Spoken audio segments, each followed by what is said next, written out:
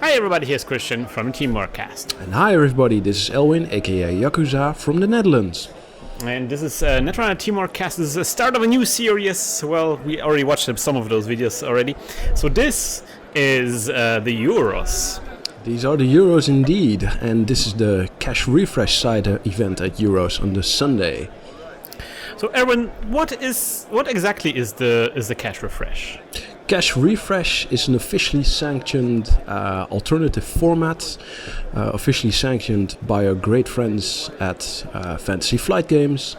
And it's a new format that severely limits the card pool to make it accessible to newcomers and to give a fresh new challenge to everybody who's tired of using the entire card pool. It's like an accelerated version of...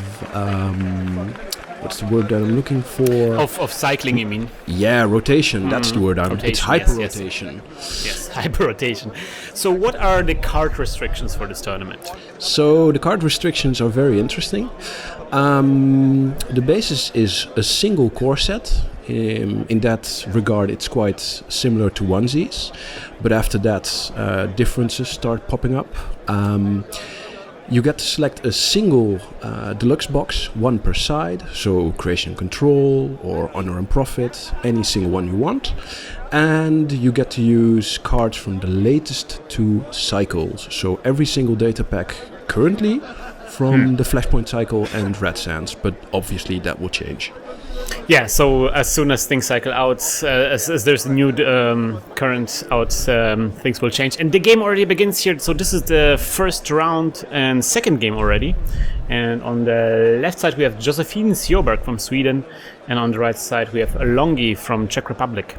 And we're seeing a very typical matchup for the Cash Refresh meta during at the time of Euros, namely Smoke versus SYNC. Yeah, we're going to see a lot of Smoke today. We're also going to see a lot of SYNC as well. SYNC already having a head start here with a breaking news score in the first turn. And then, of course, Longi face checks into, I guess, like he runs on HQ. There's a Temujin contract on HQ. And then he gets the news cycle. No, wait a minute. What's the name? News team, right? News team. So he gets a -1 agenda point now, so he's already falling behind. Getting the money from Temujin though, so at least this helps a little bit. But we have to assume that that Josephine's strategy here is going to be giving him tags and killing him.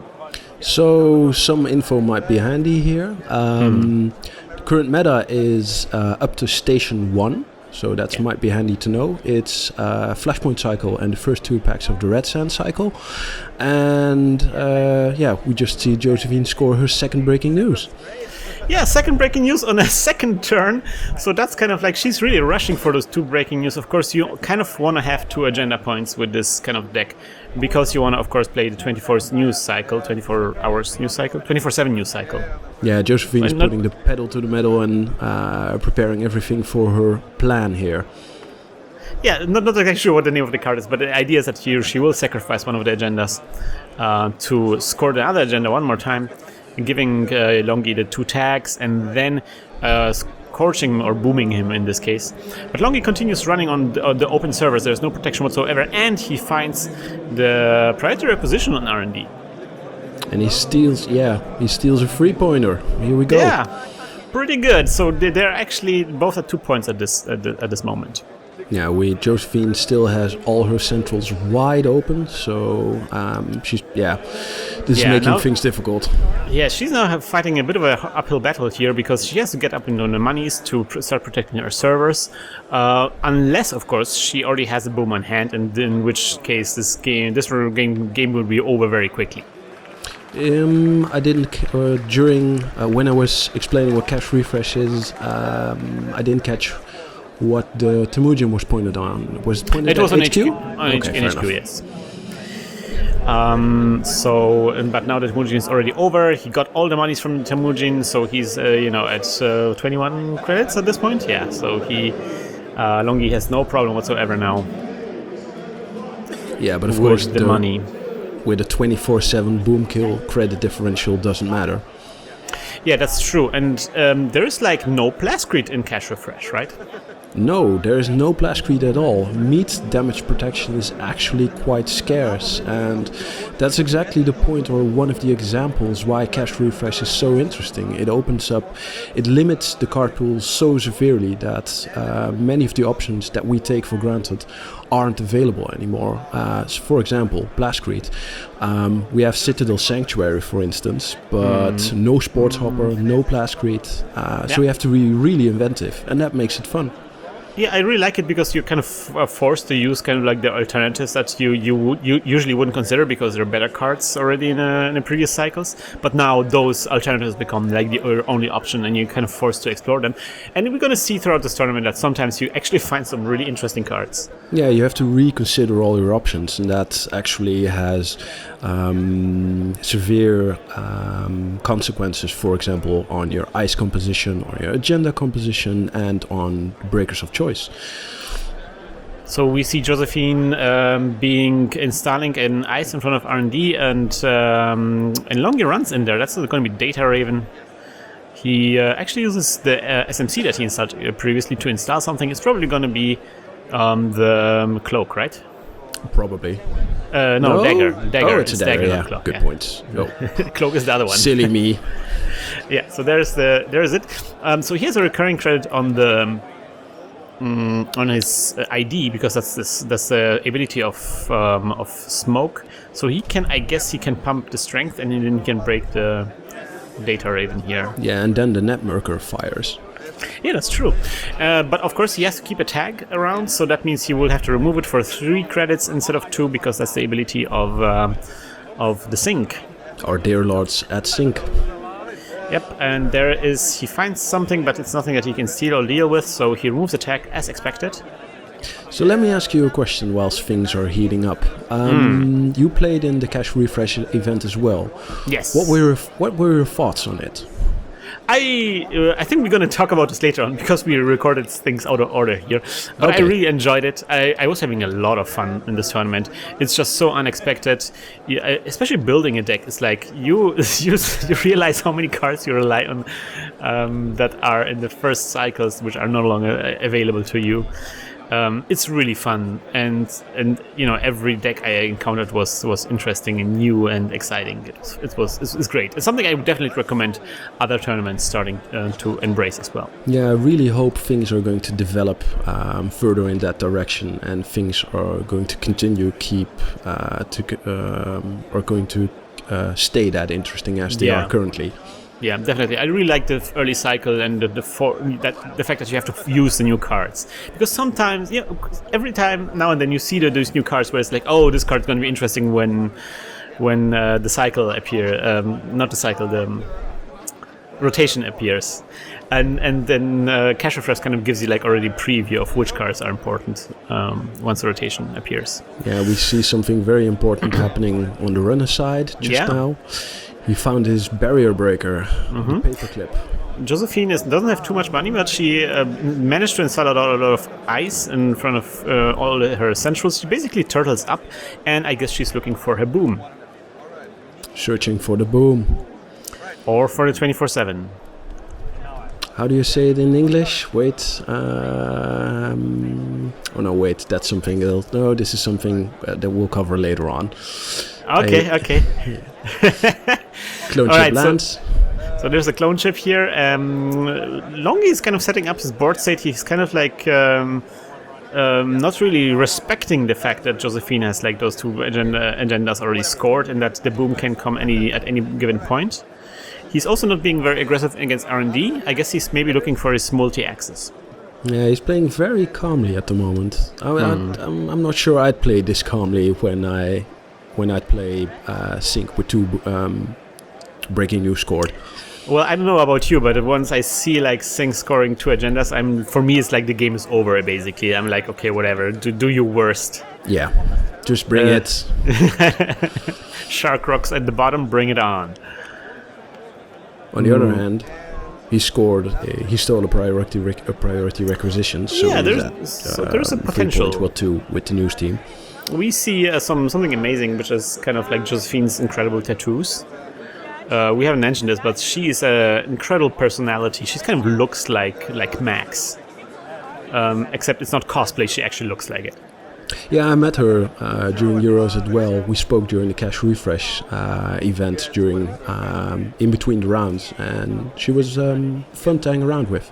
Yes, definitely, absolutely. She was a bit nervous being recorded on the camera, like everybody is the first time they're on the camera. The first game didn't go so well for her, so let's see how the second game works. There has been an encounter of an Archangel on HQ, but I guess she didn't trigger it. Right? No, I think she didn't trigger it, but I'm having some stream issues on this end, so... Oh, okay. Right, so there is going to be a mirror install. Mirror, the Smokes console, gives him extra stealth credits, or actually recurring credits on each single R&D, successful run R&D. You can replenish each recurring credits when you access R&D, but oh man, I played this deck myself and it was never really that great. This is not a really good console. I don't play enough Shaper to know Smokes cards by on the top of my head. Yeah, you can replenish, I think. Oh, there we go. We have a... Wow, that's interesting. So Josephine goes for the hard-hitting news at this point. What? Somehow Longi managed to spend all his money, and so now Josephine can actually hit him with a hard-hitting news. And she's probably thinking of... Yeah, she's considering how much to increase the trace width. And Longi correctly reminds her that there's also credits on Netrunner, which he can also use to increase the trace strength, I believe. Yep, he can. Mm-hmm. You can use them for any purpose, which makes the card so powerful. So apparently Josephine pays all but 3 credits to bring in those 4 tags, which means that that Longi will have a really hard time getting rid of those. He is only at 7 credits, and he will have to pay 12 to remove all of them, because this is against 12 to SYNC. remove them all. Mm-hmm. Oh, so painful. 12 to get tag free. Well, technically, you can only pay 9 because you just 1 tag is not enough for the boom. True, technically he can pay 9 and com the boom. And com the boom. That's right. That's what I was hinting at. But on the other hand, still, it feels so bad. It's bad indeed. And he actually goes for it now. With shaking hands, he removes the tags. So 1 tag left. Yeah, 1 tag left, and he has 1 more click, so he gets a credit for that click. So this is the interesting part. Is she going to trash resources, or is she going to focus on developing her own plan? It's difficult to tell. She has so little money. Personally, I wouldn't do it, but... So no, she just gets money. It's a very tough spot for both of those players, because apparently Josephine's plan to scorch or boom Longi is not materializing, and Longi is being held in check by this incredible threat. Yeah, she's obviously needs to find parts of the combo. Yeah. Can we see her HQ? Yeah, we can see a little bit of HQ. There's certainly no boom on there. I thought I saw something green, but I could be mistaken. Let's see. Maybe I'm gonna see it too. Anyway, Longi is kind of like, he really needs to put up some more aggression. I'm thinking that maybe, like, I knew I was playing a similar deck, and I knew I never wanted to run R&D without my Maker's Eye. So where is that Maker's Eye, Longi? Yeah, where's your multi-axis? So the interesting thing here is something very... So the interesting thing about the cash refresh meta during Euros was that corps were very much on alternative win cons. So like we see with SYNC, she's on a kill plan. But the current meta, when we're recording this, we're already 2 packs into the future. We're at Blood and Water meta. And corps have actual scoring plans in the current meta. The current meta is very much diverse, which I like. It's evolving very fast too, because the card pool changes so often. Yeah, I've got some data on auto cash refresh tournaments from the last few weeks from across Europe, and the spread of identities is so diverse from week to week. I'm not really sure if we mentioned this, but maybe something that we should absolutely mention is that there is this bidding mechanic that is also part of cash refresh. Oh yeah, good point. Was not it's something that we ignored for this tournament. We playing regular Swiss tournaments. Yes, we decided to drop the whole bidding mechanism.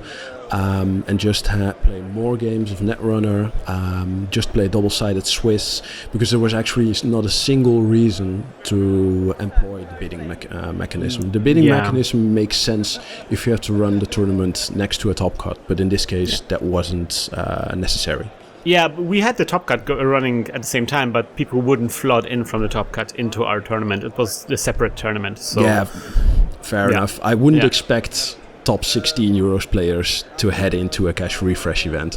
If you put up the audio, you will see people cheering and clapping in the background as winners are announced in the real tournament.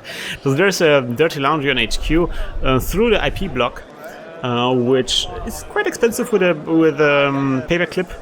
But with the Dirty Laundry gets the money back, but doesn't see anything important. Yeah, he only sees a turnpike, which is a bit of information, but not something worth crashing into HQ for. Oh, look at this, Erwin. I think Josephine just drew into a handful of agendas. There's at least one Global Food Initiative on her hand right now. Yeah, I'm seeing it. And Erwin's... not Erwin, Longi's strategy so far was to access HQ, because that's probably the cheapest way for him to access with a recurring credit. It's just 2 credits for him, real credits to access HQ. So Josephine really has to do something about this, and of course there is no Jackson. No, and that's one of the main issues for Corps in the format. Because there's no Jackson, Corps really have to score agendas fast, or HQ gets flooded. Yeah, or you have to find some kind of weird new ways of dealing with agendas on your hand. You have to maybe use cards you haven't considered before. There's lots of like Jackson replacements that have been discussed in the new packs recently. And so, for example, preemptive actions was something that I've seen a lot. Yeah, preemptive action, special reports, and not during Euros, but in the current meta, Wempoa Reclamation is the name. Yeah, Wempoa Reclamation. So runs on archives. There's a cloak, and we run on archives. There's another IP block, so nothing special. But of course, there's an agenda there. If Josephine actually got rid of the agenda, then Longi will get to see it. IP block, such an interesting piece of ice. It's very, very popular, and I love it as well. It does a very good job. Very little to rest and very taxing. Yeah, often when I considered the card the first time, I was like, okay, this is insane when there's an AI on the board, but this is not that strong when there's no AI, but it's still really good. It's only 2 credits for a 4-strength barrier. Yeah. It's two to rest. It's very cheap to rest, and it's always quite expensive to break. So Longi got an agenda out of this run on archives. Indeed, there was a kitty in there, and there was no taggy ice in front of archives. So Longi was able to score this kitty. Very, very big loss for Josephine there, because I think that's one of the agendas that is defensive for her. Like if she can get him tagged up, it's something that she doesn't have to deal with, something that she can like be very laissez-faire about and make the runner score the agenda for her. So when I was just wondering, Longi stole a priority requisition. That's actually quite interesting, because Josephine has access to Global Food Initiative because she's running the NBN big box. Yeah. But she hasn't chosen to run a GFI, or at least not full Well, GFIs. she has a GFI, but a single one. Well, we saw one. Maybe there's more. Yeah, okay, so but probably not 3 of them. Well, why not? Why not?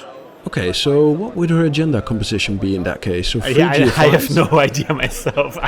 Don't ask me that. I'm very bad at deriving agenda compositions, especially in Cache Refresh, since some of the mainstays of agenda compositions, like Project Beal, for example, are no longer here. True, they are no longer there.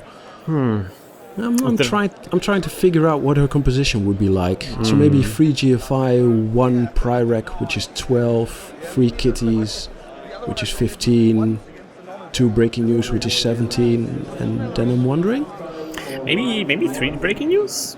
No. There's only 2 breaking news in the right. in the core. Oh, see, that's something that a lot of people forget. You can only use 1 core set. Yep. So 1 Desperado only. Yeah, this is Desperado isn't it? Desperado is pretty easy to remember. Everybody knows there's only a single Desperado in the big box in the core. But 2 breaking news is a good one. Yeah. Yeah, it's really easy to miss. And I actually, because I ran the tournament, I actually had a player who ran into this issue with another NBN card with red herrings. Yeah. So I had to be a bit stern, but in the end it was all fine, and the player resolved it. He actually played you during that round, right? Yes. We noticed it during the game. Actually, he noticed it. I didn't notice it. He noticed it himself, and so he was like, "I'm gonna give up this game now," and I'm gonna let's continue playing. And I actually won the game, so no harm done. Yeah, red herring, such an easy card to miss. To miss that it's not a free off in the core set. Yeah, definitely. There's some other like what is the one? Sacrificial Construct also 2 off. True. There's some really bad ones. I had a lot of players who asked me things, and a lot of players who were like, "I'm not sure if this is all correct." So I checked the 3 most common runner cards with most players who asked me that, like Account Siphon, Opus, and what's the third one? Data Sucker. So we see kind of like a stale board state at this point. Josephine just installed a bunch of not really that taxing ice, but apparently taxing enough to discourage Longi on running on all those servers here. So Longi is really just sitting back and setting up, which I'm not sure is a good idea when, death is around the corner. Yeah, he has a very well-developed board state at the moment. He has all the tools he needs to get in there. He probably he can break... So, how many stealth credits does he have? He has 2 cloaks 3. And smoke 3. So, basically, he can break most of the things that are on the board for practically nothing. Yeah. But the Raven leaves him with tags, so, yeah. This is the thing about SYNC. It's so taxing to run against. Yeah, and if you run somewhere and it yields nothing and you just get taxed, then you get punished with hard-hitting news. So maybe he just doesn't want to get tagged yet. Maybe he just waits for this right moment to be very aggressive, and he thinks that maybe this is not the right moment yet. There's a runner HQ, and that is going to be the Archangel that we saw previously. So... Okay, so clone chip for SMC? He can clone chip for an SMC and get the... I'm assuming it's going to be Houdini. Yeah, probably. Not sure if he has enough money for all of this. Yeah, he has only 5 credits, but also 5 stealth credits in total, so... He can also use the credits on Netrunner to pay for things. So, is Houdini 2 credits to install? Yeah, right? It is. So it's 4 credits for the Houdini and SMC, and he will have 1 credit left. And yeah, he can do it. He gets in. Well, wait, no. He can. He still has to go through the IP block. Yeah, but including the IP block, I mean. He has 3 recurring credits and 2 more on there. He even will have... how many credits left? I think he will... Oh, yeah, right. No, wait, the Houdini costs a little bit more, right? The pumping of Houdini is 2 credits, right? Yeah, he needs to go to 6. Yeah, I think he will just have enough money for all of this. Yeah, but then he's... Josephine's at 11 credits. Yeah, if she has a hard-hitting news... Yeah, that's going to be painful. Yeah. He'll be completely buried with tags. Oh, man. Yeah. I want to say, and if he steals something, he'll be completely buried by a mid-season's replacement, but obviously that's not an option. Yeah, it's no longer there. It's not in a card pool. Yes, that's so interesting about cache refresh. Yeah. It trips me up sometimes as well. Yeah. It's so different and so fun. We see an MCA informant. The Beth could be a target of this, but it's apparently I'm not sure if that's something that's high priority for Josephine right now. The Beth is not really doing too much for Longi currently. He's, as we said, like he spent all of his credits. He has some credits left on the netmarker. He gets 2 credits and hopes that there's not going to be a hard-hitting news. So let's see, what does Josephine have? She has a hard-hitting news. It's one. Yeah. Oh no. Here we go. No. Longi, don't listen to us. That was bad advice to be aggressive. No. No good. Oh. This is what happens when you are aggressive against this deck. Josephine being... On the other hand, I mean, Longi could have gotten the Global Food Initiative that he just saw there. Yeah, and on the maybe and he could have accessed the boom and trashed the boom. It isn't over now. Yeah. No, I mean, yeah. I mean, right now, okay, he will get taxed, but that means, for example, that the data raven on R&D does nothing. Yeah, true. That's the interesting thing about playing against SYNC. It's incredibly taxing until you go tag me, and then things don't matter anymore. The data raven is literally blank now. The way the deck works is suddenly very, very different, and suddenly you can be very aggressive against R&D. Of course, then you will maybe give the corporation the kiddies. But at this point, he will probably die to a boom soon anyway, so maybe getting rid of the boom is a better strategy than trying to remove the tax or something like this. Yeah, on the other hand, the IP block, the second subroutine on IP block now fires as well, so that's why but IP he breaks both anyway, so that doesn't matter true. anyway. Oh, yeah. Good point. Silly me. So this is going to be equivocation, and that's one of my favorite cards that I really learned to love throughout this tournament. Really great, kind of like a good replacement for R&D interface that is no longer available now. A way more interesting card than R&D interface. All right, so we're going to see some really aggressive runs on R&D, hopefully. So so the top card is being revealed now, and then the runner can decide whether the corporation draws the top cards. Yeah, that's what equivocation does. So interesting. So and so she will draw into this turnpike, and then he will access the card underneath. There is nothing. He could run again. Yep. So that's why this is more of an R&D interface. You can dig very, very deeply with this if you want to, but of course, as a drawback, the corporation gets to draw a lot of cards if you do. Yeah, it's interesting. It's a way more interesting piece of design space than R&D interface. I think so too. Yeah. Yeah. So he's going in again. Yeah. Yep. Of course, he has to. Maybe there's going to be a boom. I mean, technically, he's technically on top of. He saw what's going to be on top of the R&D, so he knows that it's not going to be a boom. But of course, Josephine could just draw another card, and then that would be the boom. Could be the boom. It looks like there's some discussion. Yeah, not sure what exactly. No. Okay, Netmarker keeps on getting loaded. Yep. Oh, right, yeah. So I think that the discussion was like he can boost the strength of a breaker even if he doesn't break. Ah, yeah. And then that's how he gets loads things on Netmarker. True, that's an interaction the first time I heard it. Oh, bad luck here. Sitting the kitty, but on his second axis. If it was the top card, then he could have let Josephine draw that card, and he could have avoided the kitty. But it was the bottom card, so Josephine gets scored. And now she gets a free kitty. And then he runs again. Let's see if this works out. Oh no. Oh, this is bad. Oh no! Another kitty! Double kitty.